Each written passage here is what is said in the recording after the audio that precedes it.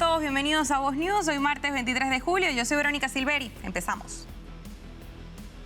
Y la noticia del día, la directora del Servicio Secreto, Kimberly Cheatle, ha renunciado a su cargo después de la intensa audiencia el día de ayer, donde la presión ejercida por los congresistas fue bipartidista. Kamala Harris es la seleccionada para competir contra Donald Trump por la silla en la Casa Blanca. Y la ausencia del presidente de los Estados Unidos empieza a levantar alarmas y especulaciones de todo tipo. Tendremos un analista con el que comentaremos todo esto a detalle. Voz News empieza ya.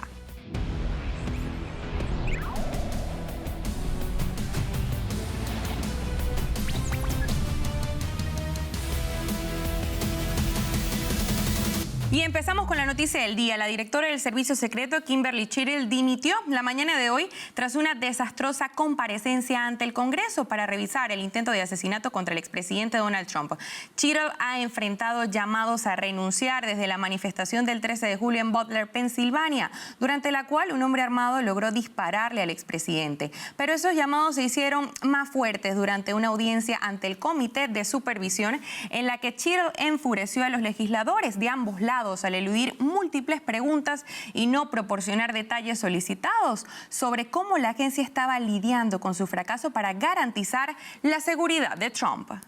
Y Kamala Harris es la seleccionada, pero escuche bien, no por los votantes, sino por los delegados para reemplazar a Joe Biden en la contienda electoral de noviembre. Harris planteó sus líneas para ganar la presidencia, una de ellas más aborto. Sumó un eslogan presentado en su pasado como fiscal para garantía de frenar a quien llamó un delincuente convicto. Además, agradeció a Joe Biden su apoyo y sacó pecho por la gestión que ambos han realizado durante su mandato. La primera de las apariciones de Kamala tras su anuncio fue en la Casa Blanca en un encuentro con los equipos campeones masculino y femenino de la NCAA. En esta ocasión ejerció como anfitriona y vicepresidente dada la ausencia del presidente que continúa recuperándose del COVID. Kamala no hizo referencias a la campaña electoral en curso, salvo para elogiar los logros de Biden durante sus más de 3 años en el cargo. Y por otro lado, la vicepresidenta Kamala Harris y los demócratas están viendo cómo el flujo de efectivo vuelve a sus arcas, luego de semanas críticas en los números de recaudaciones. De acuerdo con diversos reportes, en las primeras 24 horas tras anunciar su candidatura, la aspirante a candidata demócrata recaudó 81 millones, cifra que representa el mayor aumento de donaciones en solo un día en la historia de las carreras presidenciales. Según anunció el equipo de Harris, unos 888,000 donantes contribuyeron a la campaña en su primer día de carrera. Es importante apuntar que de ese número, un 60% hicieron su primera contribución en la contienda de 2024 y además la campaña inscribió a 43,000 de esos donantes para que hicieran donaciones recurrentes. Y mire, el presidente Joe Biden habló por primera vez tras su anuncio de que abandona la carrera a la Casa Blanca. Reapareció no físicamente, sino vía telefónica, durante una comparecencia de Kamala Harris en la sede de su campaña en Wilmington, Delaware. El presidente llamó para mostrar su apoyo a Harris mientras la candidata demócrata emitía unas declaraciones delante del personal de campaña. Veamos uno de los momentos. Joe, I know you're still on the call. And we've been talking every day. You guys heard it from Doug's voice. We love Joe and Jill. We really do. They truly are like family to us. And we do, everybody here does. It's mutual. I knew you were still there. You're not going anywhere, Joe. I'm watching you, kid. I'm watching you, kid. I love you. I love you, Joe. Oh. Sé que haré lo que Kamala quiere que haga. Fue una de las frases que pronunció Biden durante su intervención. También aprovechó para responder a aquellos que piden que dimita de su cargo como presidente y aseguró que va a seguir comprometido ya que le quedan 6 meses de presidencia. Por otro lado, la candidata demócrata agradeció al presidente y declaró que para ella es un gran honor contar con el respaldo de Joe en esta carrera. Y Joe Biden no quería abandonar la carrera electoral. Sin embargo, los líderes de su partido le tendieron una trampa para que se retire. O de lo contrario, estaba la posibilidad de que fuera destituido por la fuerza. Dijeron al New York Post fuentes cercanas al presidente. Según el diario neoyorquino, Biden, que estaba reacio a declinar, se enfrentó a un movimiento bien orquestado de varias semanas por parte de altos operativos demócratas que lo consideraban un lastre. La fuente del New York Post, de hecho, afirmó que la idea del debate debate presidencial contra Trump fue una trampa para que el presidente demócrata se viera vulnerable antes de las elecciones e iniciar con las presiones internas para que abandonara su candidatura. Pero para hablar de esta aparición a medias de Biden, tenemos con nosotros a César Grajales, quien es analista político, además de uno de los miembros de Iniciativa Libre. César, bienvenido a Voz News. ¿Cómo estás? ¿Qué tal? Gracias. Encantados de que nos acompañes. Y César, empezamos con una pregunta simple. ¿Dónde está Biden y por qué crees que hay tanto misterio con esto? Yo creo que el presidente Joe Biden, no solamente en dónde está, digamos, en el sentido retórico de la pregunta, sino también en el sentido de las políticas públicas. ¿Dónde está y dónde ha estado el presidente Joe Biden en los últimos casi 4 años, donde ha implementado una cantidad de políticas públicas que han lastimado a los estadounidenses, pero sobre todo a las minorías, las mismas minorías que él dice apoyar, trabajar por, defender por? Cuando tú vas a un supermercado hoy y te paras afuera y le preguntas a alguien que esté saliendo del supermercado si lo que lleva en esa bolsa, esas compras, son más caras hoy que hace apenas 3 años atrás, invariablemente la gente te va a decir que sí. Cuando vas a la gasolina está más cara que hace 3 años atrás, invariablemente te van a decir que sí. Y si vas a la frontera está más segura que hace 3 años atrás, invariablemente te van a decir que no. Entonces, en ese sentido, ¿dónde está hoy y dónde ha estado casi los últimos 4 años? Ahora, ¿crees que no hay transparencia de esta administración sobre lo que está pasando? Porque que un presidente anuncie su salida de la carrera así por una red social y no dé la cara puede dar a pensar muchas cosas. Entonces, ¿cuál crees que es el estado de Biden en este momento? Fíjese que no soy médico, pero creo que muchas veces la gente no necesita ser médico para darse cuenta que algo no está bien en una persona. Y es claro que la cantidad de fallos que ha tenido, pues no son los fallos que quisieras tú tener del presidente de los Estados Unidos, de un país tan importante, bueno, la nación más poderosa del mundo, y sobre todo el líder de nuestro país. Tú necesitas a alguien fuerte, a alguien con carácter, a alguien con personalidad, alguien que por lo menos hile las frases propiamente. Y eso no ha sucedido en los últimos eventos, no solamente el debate que tuvo con el expresidente Trump, sino previamente a eso también una cantidad de situaciones difíciles que le hacen pensar a uno si físicamente está realmente listo para seguir siendo presidente y sobre todo en lo que queda del mandato del presidente Joe Biden. En ese sentido, hay muchas incógnitas y muchas preguntas que no se han resuelto y que los líderes dentro del Partido Demócrata pues tampoco le han contestado al pueblo estadounidense. Mañana se dirigirá a la nación y sabremos, pero hoy lo único que tenemos es la llamada telefónica con la candidata y la vicepresidente Kamala Harris. Pero, ¿qué opinas tú de la selección de Kamala? Hablando de este tema, ¿en dónde quedaron los 14 millones de votos de sus electores? Es interesante que un partido que dice defender la democracia, que constantemente están saliendo a la televisión a decir que el contrincante, el candidato del Partido Republicano, va a afectar la democracia en los Estados Unidos, es el partido que irónicamente hoy los demócratas han elegido a la candidata a la presidencia, a una persona básicamente por debajo de la mesa, digamos que en un cuartito oscuro, ¿no? Para poner como una imagen a esa situación, donde han dejado una cantidad de votantes afuera de esta decisión, donde las donaciones fueron a un personaje y ahora ya no son para ese personaje, sino para alguien más. Francamente, todo esto no es un proceso limpio dentro de la elección presidencial y sobre todo deja un mal sabor de boca dentro del mismo Partido Demócrata, porque aunque no lo digan, hay muchas voces dentro del Partido Demócrata que quisieran otro candidato, que quizá quisiera una convención abierta, y al día de hoy, pues la que fue la presidenta de la Cámara o Speaker of the House, Nancy Pelosi, pues ha movido los hilos para que la nominada sea virtualmente el día de hoy la vicepresidente Kamala Harris. Y claro, el nombramiento de Kamala, ¿no? Y su nivel de popularidad, ¿cómo ves un posible encuentro con Donald Trump?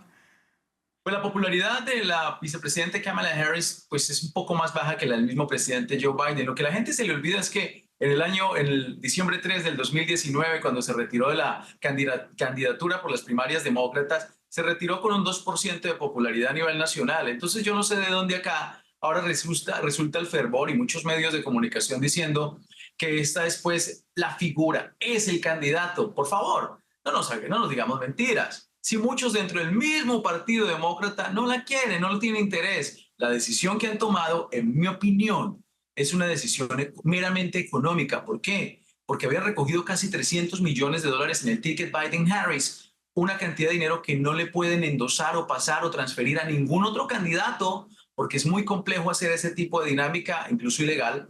Entonces, no les queda más de otra que quedarse atrapados con Kamala Harris, y ahorita la fuerza la van a poner en un VP que tal vez trate de mover un poco la aguja política, pero la realidad es que es un mal sabor de boca para los demócratas que han decidido poner a alguien más allí, pero sobre todo también esto es una muestra de la carencia de liderazgo del mismo presidente Joe Biden. ¿Por qué? Porque si él no estaba apto para correr hace unos 8 meses atrás, debió haberle dado el paso a alguien más dentro de su partido, pero el ego, el interés personal ha hecho que lleve al Partido Demócrata también al día de hoy en esta situación en la que se encuentran. Y nombrabas algo importante que también ha sido de los tópicos de la semana, el posible VP. Dentro de las opciones que se manejan, ¿quién crees que sea más factible? Ahí es el territorio de especulación, ¿no? Porque pues uno pensaría un Gavin Newsom, pero él tiene intereses de ser presidente, así que no creo que se sume a eso.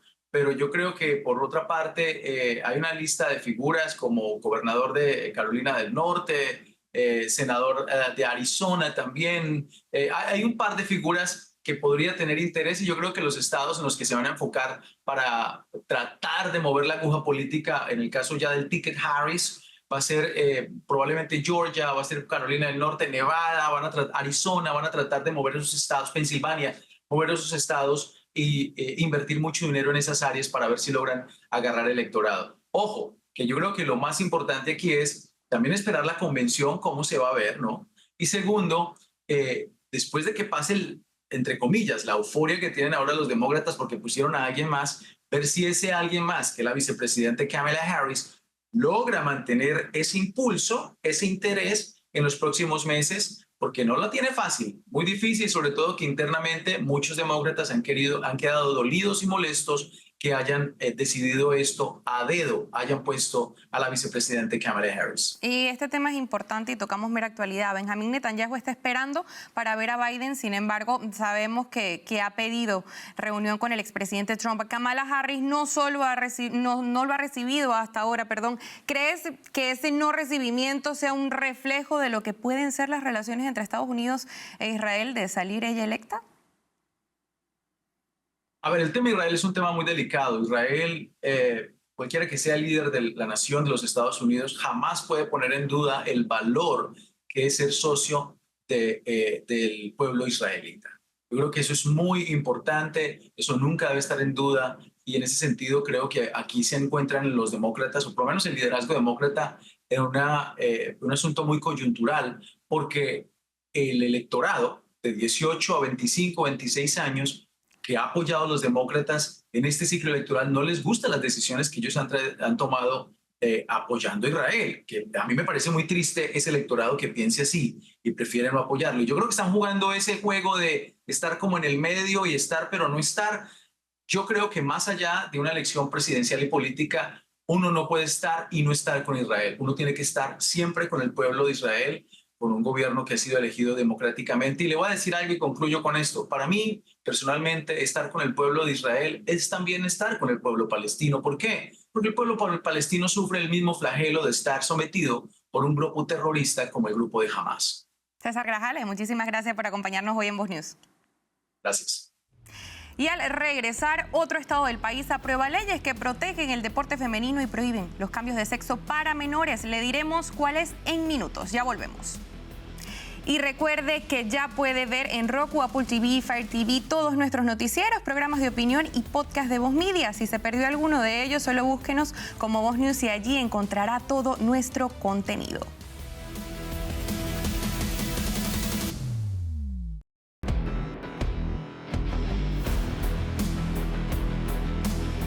Y ya estamos de regreso y con el cambio en la nominación demócrata, muchos se preguntan si la campaña del expresidente Trump hará algún cambio. Y para hablar sobre esto y despejar las dudas nos acompaña Jaime Flores, director de comunicaciones para hispanos del Partido Republicano y de la campaña del presidente Trump. Jaime, bienvenido a Voz News.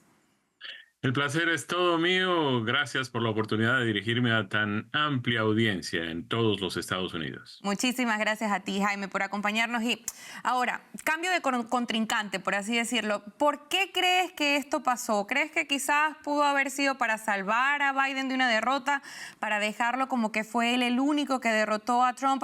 ¿O cuál es tu opinión sobre esto? A ver, ahí puede pasar cualquier cosa y yo me atrevería a decir que de pronto son todas las anteriores y unas cuantas más. La verdad es que primero, Biden no renunció, a Biden lo sacaron, a Biden no le tocó más remedio que simplemente pues producir ese documento y oficializar su salida de la contienda por el Partido Demócrata para la elección presidencial del 2024. Le restaron el apoyo, le quitaron el respaldo de los líderes más importantes de su propio partido. Como dicen los norteamericanos, prácticamente lo arrojaron debajo del autobús. Le quitaron también las donaciones de su campaña. Ahora salen diciendo que Kamala Harris ha recibido una cantidad de dinero. Era dinero que estaba represado, que los donantes no habían querido transferir a las cuentas de la campaña de Biden. Pero ahí están. Tenemos una candidata, por fortuna, peor que el que teníamos antes. La verdad es que va a ser mucho más fácil derrotar a Kamala Harris que a Joe Biden, porque de todas maneras, por muchas deficiencias que tuviera el presidente Biden, pues de todas maneras tenía una carrera política con algunos logros, ya un poco lejanos, pero de todas maneras logros al fin. Lo que tenemos en Kamala Harris es todo lo contrario. A ella le asignaron como vicepresidenta de los Estados Unidos solo una tarea, que era hacerse cargo de la frontera y fracasó miserablemente, es decir, no fue más que fallas y desastres. Ahora, justamente lo que nombrabas es un tema interesante e íbamos a eso. ¿A quién preferiría la campaña de Trump, por así decirlo, ¿no? Ya nos dices que es Kamala, pero hablamos de que el presidente y la actual vicepresidente y candidata, pues son perfiles que por más que se parezcan tienen sus diferencias. ¿Había algún otro posible candidato, por así decirlo? Se hablaba de Gavin Newsom también, que a lo mejor hubiese beneficiado más a la campaña del expresidente. Yo creo que no, es decir, te lo voy a plantear de una forma muy directa. Cualquiera de los candidatos que tenía el presidente Trump para escoger su fórmula vicepresidencial, cualquiera de esos candidatos, incluyendo obviamente a J.D. Vance, que fue el que resultó elegido por el presidente, era mejor candidato presidencial que cualquiera de los candidatos que tienen los demócratas. Es decir, cualquiera de esos candidatos a vicepresidente en el Partido Republicano con seguridad le ganaría a cualquiera de esos candidatos que el Partido Demócrata tiene para escoger. La verdad es que la pobreza en materia de opciones del Partido Demócrata es verdaderamente sorprendente. Inclusive hay algunas tendencias que dicen que tal vez el partido ya sabe que no tiene cómo ganarle una elección a Donald Trump ni con Biden ni con ningún otro, que han decidido inclusive pues quemar la última papeleta con Kamala Harris para no pues desperdiciar a alguno de los otros que podría tener mejores opciones dentro de 4 años. Y Jaime, ¿la campaña seguirá su misma estrategia o cambiará algo debido a este sacudón de los demócratas de último minuto? No tenemos nada que cambiar, somos una campaña en una muy buena tónica, tenemos además un ritmo magnífico, salimos de una convención nacional republicana muy exitosa, con un partido completamente unificado, con una fórmula ganadora, con muchísimo entusiasmo en nuestras filas, con todos los argumentos para ganar, con una plataforma GOP 2024 muy sólida, que ha recibido además muchísima aceptación. Tenemos todas las herramientas para volver a ser grandes a los Estados Unidos y tenemos los candidatos listos para empezar a hacerlo el 20 de enero del año que viene. Solo nos falta pues que la gente salga a votar y es importantísimo que una vez pues se abran las elecciones anticipadas, nuestros votantes por todo el país pues salgan a ejercer su derecho de hacer grandes los Estados Unidos de nuevo. Y ahora, muchos se preguntan si con Kamala habrá debate. ¿Es algo que se espera por parte de la campaña del presidente Trump? ¿Nos puedes adelantar algo sobre esto? Bueno, pocos días antes de que el presidente Biden decidiera o lo obligaran a renunciar a su candidatura, pues se había hablado de ese tema y la necesidad de volver a... El presidente inclusive en una de sus alocuciones en Doral, si la memoria no me falla, pues lo había inclusive retado a no solamente hacer un nuevo debate, sino inclusive a jugar 18 hoyos de golf. Hicieron una apuesta allí, el presidente ofreció inclusive donar $1 millón a la entidad de caridad que el presidente designara, pero estamos esperando respuesta. Ahora habrá que esperar la respuesta de la campaña, la nueva campaña de Harris, para ver si ella está dispuesta a hacer un debate y además también cuando ella escoja su candidato a vicepresidente para que pues, se enfrente con el senador J.D. Vance en un debate entre candidatos a la vicepresidencia. Y un breve pronóstico, una breve previsión que nos puedas dar si este debate, por supuesto, pues se lleva a cabo. A ver, la señora Harris va a tener mucho que explicar y enfrentar a Donald Trump, ya lo sabe su jefe, el presidente Biden, no es fácil. El presidente Biden además tuvo un excelente desempeño en un debate contra la ex secretaria de Estado Hillary Clinton hace ya 8 años y fue absolutamente fenomenal. De manera que pues yo creo que no tiene con qué la señora Biden enfrentar a alguien tan fuerte y poderoso en debates como es el presidente Trump. Jaime Flores, muchísimas gracias por acompañarnos en Voz News. Gracias a ti y felicidades para todos. Muchas gracias. Y vamos ahora con más asuntos. El gobernador de New Hampshire, Chris Sununu, firmó y proclamó 2 leyes que protegen el deporte femenino y prohíben los cambios de sexo para menores. En este sentido, el gobernador explicó que la seguridad y la justicia para los niños fueron la principal consideración al analizar estos proyectos de ley y tomar la decisión de firmarlas. El republicano indicó que una de las legislaciones garantiza que no se realizarán cirugías irreversibles para el cambio de sexo que alteran la vida de los niños y resaltó un punto muy importante, y es que la ley consiguió el apoyo bipartidista.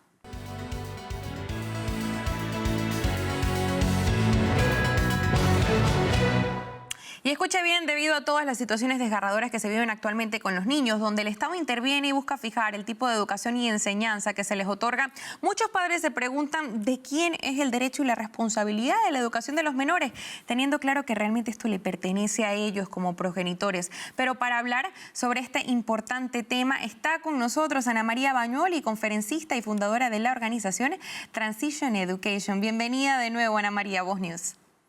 Muchísimas gracias por tenerme aquí otra vez a hablar de este tema favorito.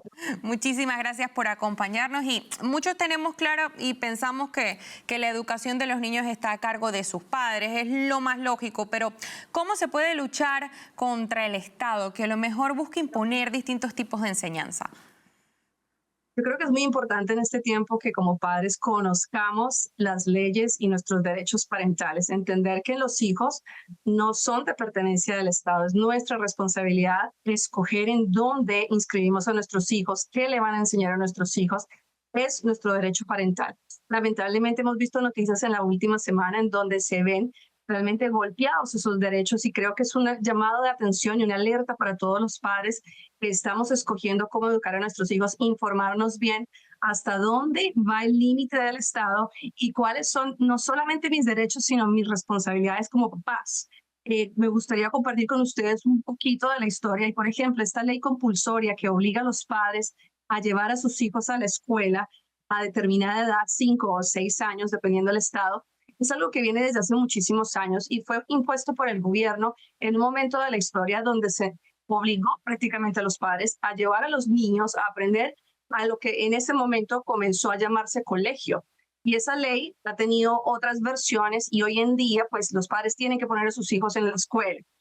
Es una parte de la historia que deberíamos estudiar todos, porque antes de eso no se educaba de esa manera, se educaba en la casa, las civilizaciones anteriores educaban de diferentes maneras, pero esta ley compulsoria transformó, cambió la forma de educar. Así que hay datos como esos importantes para cuestionar en este momento. Los padres tienen la libertad absoluta de escoger cómo quieren educar a sus hijos y entre eso, hoy en día, una variedad y un sinnúmero de caminos para escoger. Y justamente eso, digamos, desde tu opinión, ¿qué es lo más correcto, lo más común hoy en día? Sabemos, por supuesto, que son las clases en la escuela, ¿no? Pero ¿qué opinas sobre recibir clases en casa?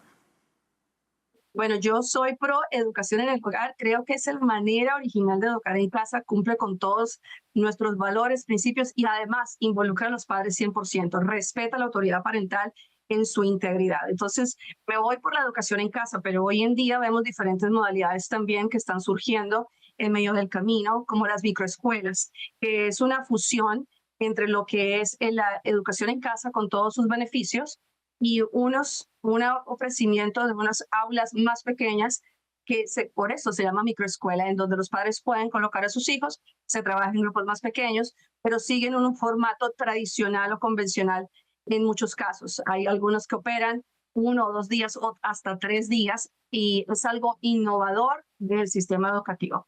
Y por último, todos conocimos esa educación en casa, pero a través de formato virtual, que es otra alternativa.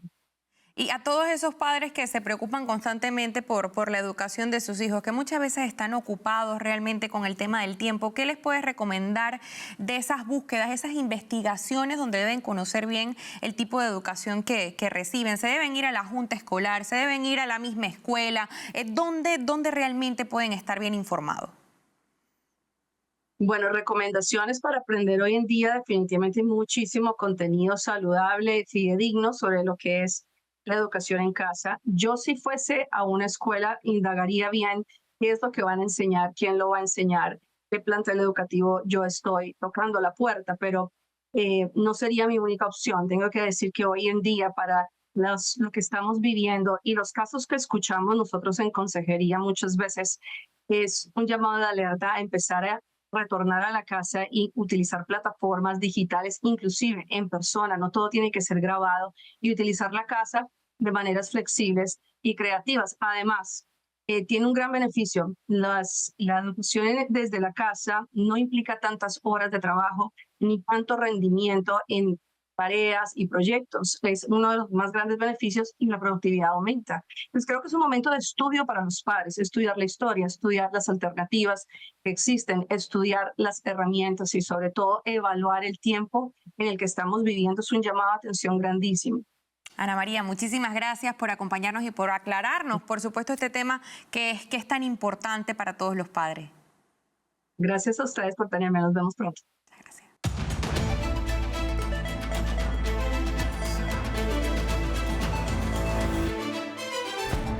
Y pasamos a América Latina. En Argentina, el presidente Javier Milei, que asumió el cargo hace solo 8 meses, el 10 de diciembre de 2023, ha reducido las manifestaciones violentas en un 50%. Asimismo, en la ciudad de Buenos Aires, capital argentina, ya no se registran cortes totales de tránsito a causa de las protestas, lo que ocurría muy seguido durante la última administración peronista. De la mano de su ministra de Seguridad, Patricia Bullrich, el gobierno de Milei implementó el protocolo para el mantenimiento del orden público ante el corte de vías de circulación, comúnmente conocido como protocolo antipiquetes, el cual habilita a las fuerzas de seguridad federales a intervenir en casos de impedimentos al tránsito de personas o de medios de transporte. En otras palabras, remueve la burocracia que antes demoraba y hasta imposibilitaba la participación de estas fuerzas para dispersar a los manifestantes. Según datos del Ministerio de Seguridad de esta nación, desde el pasado diciembre el protocolo se aplicó 310 veces con 50.000 oficiales movilizados.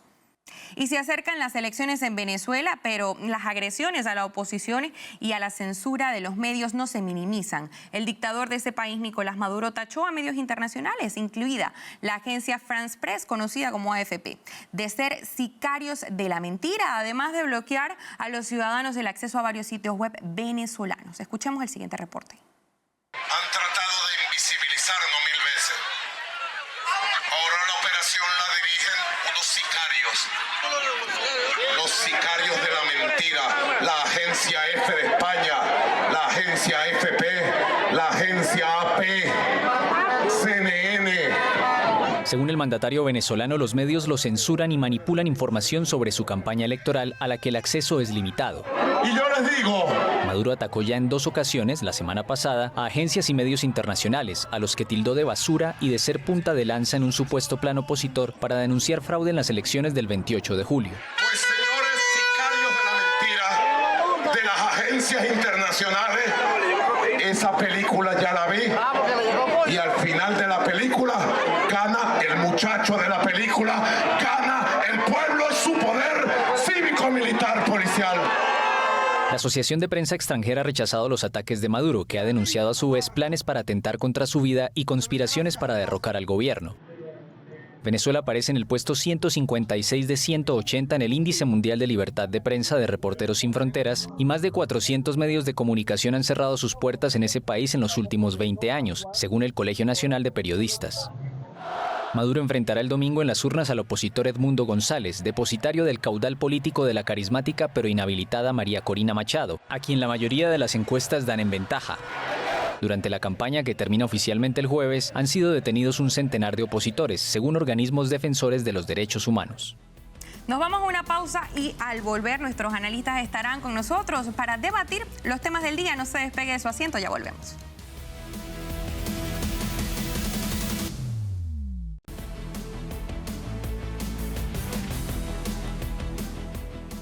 Y ya estamos de regreso y como ya sabemos, Kamala Harris es la nueva seleccionada por los delegados demócratas, como adelantábamos al inicio de este show. Esto terminó con grandes donaciones de dinero, apoyos de medios de comunicación y más, sumado a la aún para muchos desaparición forzosa de Joe Biden. Para hablar sobre esto le damos la bienvenida, como no, a nuestros analistas: Alfonso Aguilar, abogado y analista político desde Washington, D.C., Gustavo Vargas, periodista y analista político desde California, y Orlando Bendaño, periodista de Voz.us y analista. Bienvenidos. ¿Cómo están hoy? ¿Qué tal? Muy bien, listos. Genial, muchísimas gracias por estar con nosotros. Y Alfonso, vamos a empezar contigo. ¿Cuál es el ambiente que se vive desde Washington tras este cambio de nominación para la carrera por la silla en la Casa Blanca? Bueno, francamente yo creo que para la campaña de Trump, y yo creo que para la mayoría de los americanos, es más de lo mismo. Ella es la número 2 de esta administración. Los americanos están frustrados con esta administración, piensan que la mayoría en todas las encuestas ha dicho que el país va por mal camino, culpan esta administración, piensan que el desempeño ha sido terrible en todos los renglones. Ella no se puede distanciar de esas políticas, por lo tanto yo creo que está muy mal parada. Aparte de eso, ha demostrado ser una muy mal candidata en el pasado. No tiene buena reputación incluso en esta administración, ¿verdad? Le dieron la responsabilidad de la frontera y no hizo absolutamente nada. Es más, la crisis empeoró. O sea que realmente yo creo que no es una buena candidata para el Partido Demócrata. Ellos creo que están un poco entusiasmados, pero yo creo que en unas cuantas semanas ese entusiasmo va a pasar cuando se den cuenta de lo floja que es como candidata. Ahora, Orlando, vamos contigo. En un encuentro Biden versus Trump y en un encuentro Kamala versus Trump, ¿quién crees que sale más beneficiado? Bueno, yo creo que en cualquiera de los dos, Trump es superior. Ha demostrado además tener mucho mejor desempeño en las encuestas, bien sea las que había cuando Biden todavía era el candidato y las proyecciones cuando los demócratas estaban intentando quitarse de encima a Biden, ¿no? Y era claro que en la consideración de Kamala Harris como posible candidata no tenía buen desempeño. De hecho, la única demócrata, en todo caso, que podría tener algún mejor desempeño que el presidente Trump era Michelle Obama. Entonces, arranca muy débil, arranca floja Kamala Harris, arranca además con todo lo que menciona Alfonso, ¿no? Con una trayectoria muy manchada de ser parte de una administración completamente caótica y además, particularmente la función que ella asumió en esta administración, que fue la de la especie de zarina para la frontera, pues fue un completo fracaso, fue un desastre por completo. Y hay algo que tiene Kamala que era una ventaja para Biden. Biden podía presentarse como moderado. Yo creo que Kamala va a ahuyentar muchos moderados del Partido Demócrata. Ahora, Fran, ¿crees que los demócratas hicieron un proceso justo después de omitir los 14 millones de votos que eran para Biden? Gustavo, perdón. Verónica, no te preocupes. Además, Frank es bonito nombre también. Es la verdad. Pero volviendo al asunto de los votos, es muy interesante cómo las élites de izquierda, pues básicamente no toman en cuenta a los demócratas. Si yo fuera un votante demócrata, me sentiría sumamente ofendido. He sido completamente ignorado. Mi opinión no cuenta. Ellos decidieron de manera unilateral que era momento de retirar al presidente de los 81 millones de votos. Que no se les olvide que Biden nos dice que consiguió 81 millones de votos y de golpe y porrazo simplemente lo eliminan, lo borran, lo sacan de la película. Yo me sentiría muy ofendido si fuera un votante demócrata. No me tomaron en cuenta. Los líderes del partido decidieron que iban a ir con Kamala Harris y es lo que hoy tenemos. Y como decía Alfonso y Orlando, estoy completamente de acuerdo con ellos.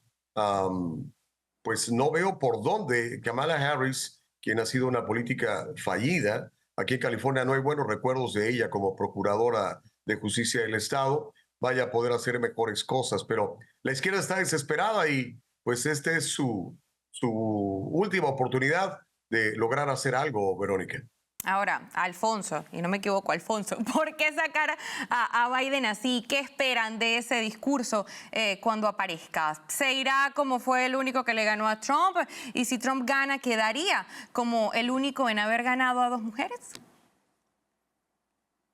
Bueno, yo creo que si las circunstancias no cambian y no deberían, no creo que la situación económica vaya a cambiar, no creo que la inflación baje así de pronto o que la crisis fronteriza se vaya a resolver. Si las circunstancias no cambian, Trump debería ganar. Nuevamente, o sea, Kamala Harris es una candidata muy, muy floja. Como dije anteriormente, si hay cierto entusiasmo dentro de los demócratas, el entusiasmo es porque estaban tan frustrados con Joe Biden, porque veían las encuestas, veían que iba a perder y ahora piensan que quizás con Kamala pueden cambiar la dinámica de la contienda. De esto se trata. Ellos piensan que Kamala puede ayudar a cambiar la narrativa y parar el momentum de Donald Trump. Pero nuevamente están siendo demasiado optimistas con la candidata que tienen, que es francamente terrible. Recordemos su candidatura para la nominación demócrata, que al principio había muchas esperanzas. El anuncio de la candidatura en California fue apoteósico. Yo creo que había miles de personas, quizás hasta 20,000 personas. Pero después la campaña colapsó porque ya sencillamente era muy, muy mala candidata. Y yo creo que eso es lo que vamos a ver en esta campaña. Yo creo que esta candidatura se desinfla bastante rápido. No te sorprenda, porque aquí queda un mes para la convención demócrata en Chicago. No te sorprenda que en un mes se desinfla su candidatura y los demócratas empiezan a pensar nuevamente las élites cómo removerla a ella y reemplazarla con otra persona.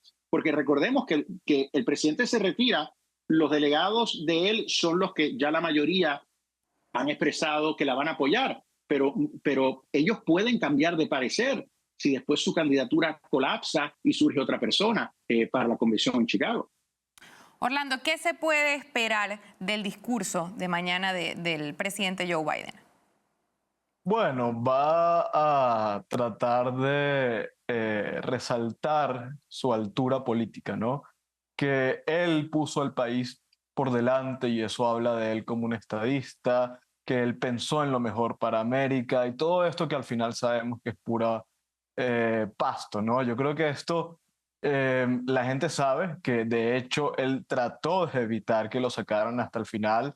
Hubo que ejercer mayor presión quizá de la suficiente o de la necesaria, pero y creo que va a tratar de encubrir la realidad de por qué sale y son sus limitaciones cognitivas. Probablemente va a decir que él está perfecto, que él está muy bien, pero que hay una realidad que es que las encuestas no tienen tan grande desempeño y que lo mejor es que sea otra persona quien enfrenta a Donald Trump, porque hay un mal mucho mayor que evitar y por lo tanto hay que unirse en torno a evitar ese mal.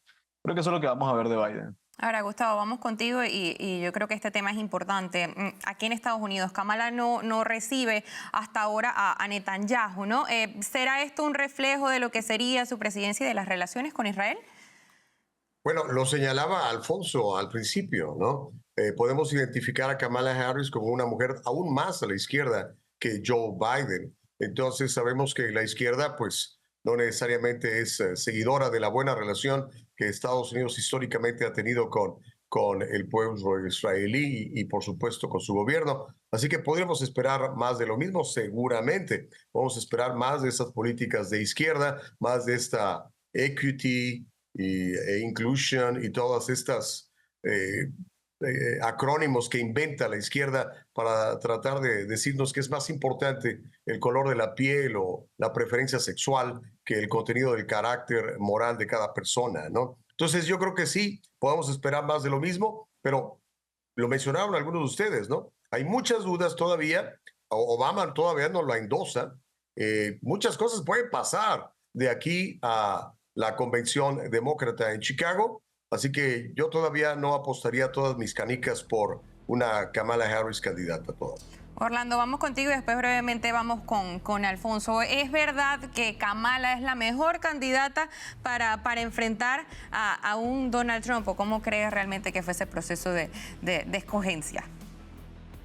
No, yo creo que es candidata por default. A ver, cualquier cosa a excepción de Biden era mejor. Al final es una apuesta del Partido Demócrata a que tenga un poquito de mejor desempeño y quién sabe qué pueda pasar. Pero no, Kamala Harris, como lo comentaba Alfonso, tuvo un pésimo desempeño durante las elecciones primarias para la nominación demócrata. Pues es impopular, ha venido siendo la vicepresidenta más impopular de la historia reciente, carga con los fracasos de esta administración, más el fracaso propio de la frontera. Entonces, no, yo creo que es una terrible candidata, pero es una mejor apuesta que Biden, que ni siquiera sabía dónde estaba parado, ¿no? Alfonso, ¿estás de acuerdo?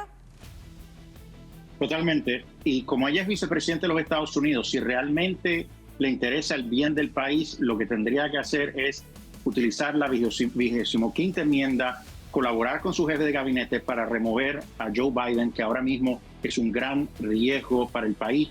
Nuestros opositores alrededor del mundo están viendo a los Estados Unidos, están viendo nuestro liderato débil y estoy muy preocupado de lo que pudiera pasar en los próximos meses. Y nos vamos a un corte comercial, pero no se muevan de sus asientos, que continuamos con nuestros analistas. Ya volvemos.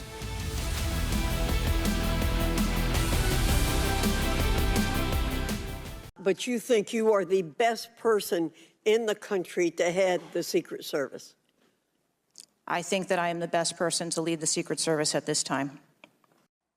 Y ya estamos de regreso y ayer, como escuchábamos a la ahora exdirectora del Servicio Secreto, decía que ella era la mejor persona para dirigir ese organismo. Hoy decidió que ya no lo era tanto. Seguimos con nuestros analistas y a ver, es importante recordar que congresistas de ambos partidos salieron frustrados de la interpelación, incluso ya habían planteado realizarle un juicio político. Gustavo, empezamos contigo. Este cambio de opinión de un día para otro, porque se dice fácil realmente, pero es una decisión que se tomó en cuántas horas. ¿Fue por toda esta presión? Yo creo que es una combinación de ese factor y también, por supuesto, de la incompetencia que tiene la señora Chilo para manejar una organización tan importante. Es lamentable a todas vistas lo que sucedió en contra del presidente Donald Trump. Estuvimos a una pulgada de una revolución incluso, creo yo, porque obviamente hay gente que defiende al presidente Donald Trump a muerte, literalmente lo digo. Entonces, el tener una persona como la señora Chittle acá a cargo de una organización tan importante, y otra vez volvemos a este asunto de la diversidad, la igualdad y la inclusión, el famoso DEI, el poner gente ahí por su sexo o por su orientación sexual o el color de su piel y no por su capacidad, es un grave problema.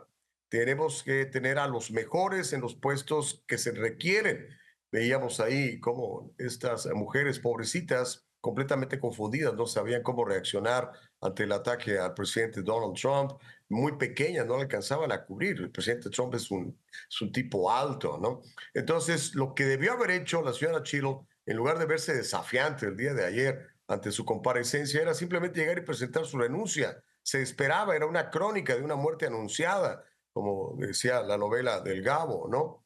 Yo creo que, como dices tú, fue una combinación de factores y una gran presión, tanto por parte de los republicanos como de algunos demócratas, y al final del día era tan obvia su incapacidad para dirigir una organización tan importante como el Servicio Secreto, que no tuvo más opciones que firmar su renuncia y a ver qué pasa, porque tendrá que haber una investigación. Tendremos que conocer qué fue lo que verdaderamente pasó y por qué Mayorkas negó fondos a su organización para proteger bien al presidente Trump y a cualquier otro. Eso es lo menos importante, ¿no? Alfonso, y vamos con eso. ¿Estás de acuerdo con la opinión de Gustavo y crees que pese a su renuncia ella podría ser sancionada de alguna forma?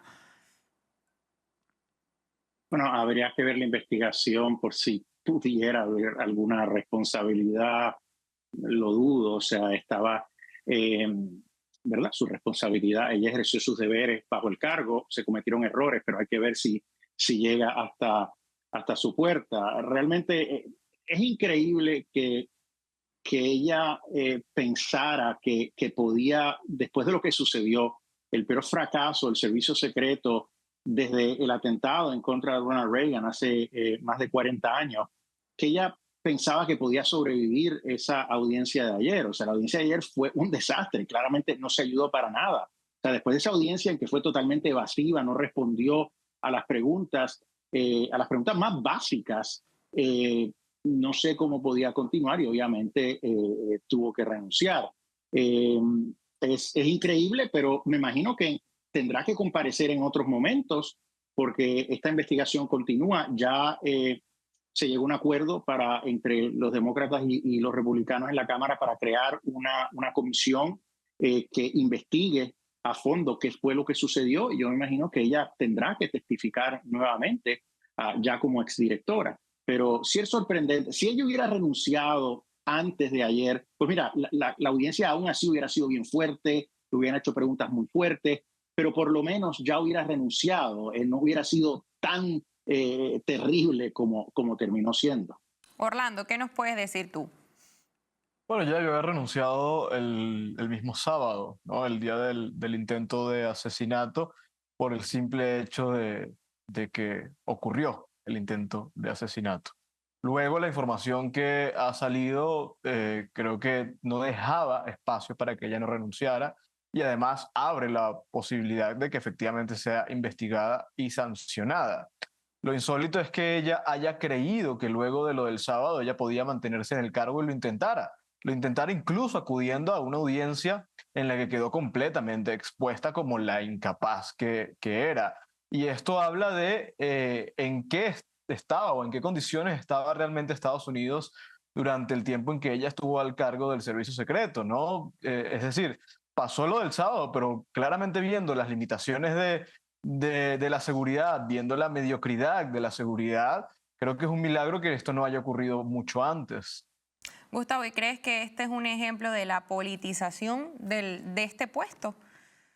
Sí, sin lugar a dudas. Y es normal, porque eso es lo que hace la izquierda. O sea, no debería de sorprendernos. La izquierda todo lo que toca destruye. Entonces destruye las instituciones, las organizaciones, la educación, destruye la religión, destruye todo. Destruye los valores tan importantes sobre los que este país fue fundado. Entonces, yo pienso que los demócratas deben de olvidarse de esta extrema izquierda que los está controlando y buscar hacer ese partido de centro, ese partido incluso todavía de Bill Clinton. El partido demócrata del día de hoy es un partido absolutamente extremo que busca castrar niños, que busca matar bebés en los vientres de las madres, que está con toda esta agenda bárbara del DEI y demás. Entonces deben de olvidarse de la politización, deben de servir a sus constituyentes que para eso se supone que fueron elegidos y los que han sido nombrados por los elegidos también deberían actuar en consecuencia, pero hasta el momento no hemos visto ninguna consecuencia seria a todas estas faltas de estos oficiales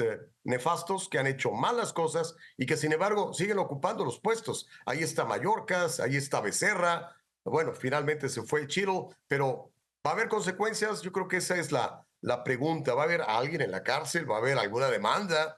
Pareciera que son intocables, Verónica.